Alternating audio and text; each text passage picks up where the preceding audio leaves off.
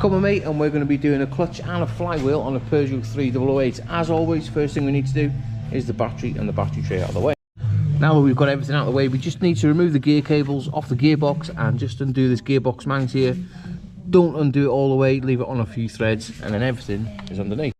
Now we've got the vehicle in the air, there's a few things that we need to do.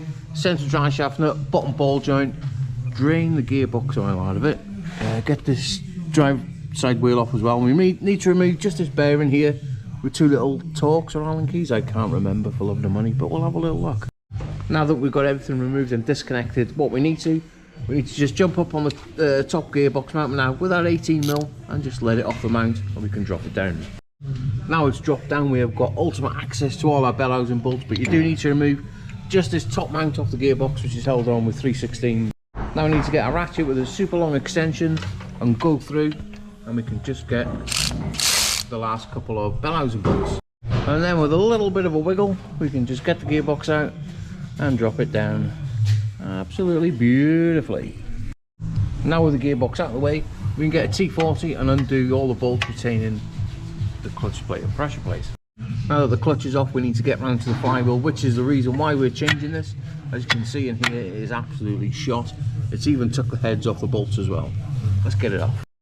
Now that we've got the brand new flywheel on, we need to torque it up to spec, and how we're going to do it is get yourself an Allen key, go through your bellows and bolt holes, and it will slot into the ring gear just like that, and you'll be able to tighten it up perfect. Now before we fit the clutch plate and pressure plate, always get your clutch plate and make sure that it fits on the splines on the gearbox absolutely perfect. And that is the clutch plate and pressure plate all lined up and torqued to spec. Do not forget to remove your Allen key. Let's move around to the concentric slave. Now we've got the old concentric slave removed with 310mm. Before we put the new one on, just make sure that you have got that red rubber O-ring on the back, because if you don't have that on it, you'll put it in and your gearbox is going to leak oil and it'll be back out within a week.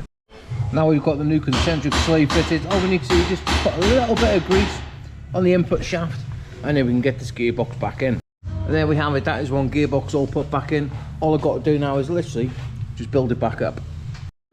Now we've got the car back down to working height, we do need to just bleed the clutch. And we're just going to connect our brake and clutch bleeder.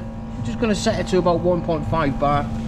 Connect it up, connect it to the bleed nipple, and you can do this by hand. And it's literally just turn it 90 degrees at the bottom and you can see the fluid come through like brand new.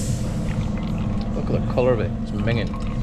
Now that we've bled the clutch and topped the fluid up, we've just got to put the battery tray in, and this is an absolute fiddle of a job. Now we'll jump in the car and give your clutch pedal a nice few pumperoonies and make sure you've got no restrictions there whatsoever. Get on the key, give it a big start and make sure so you're selecting gear and driving. Bloody lovely. Perfect.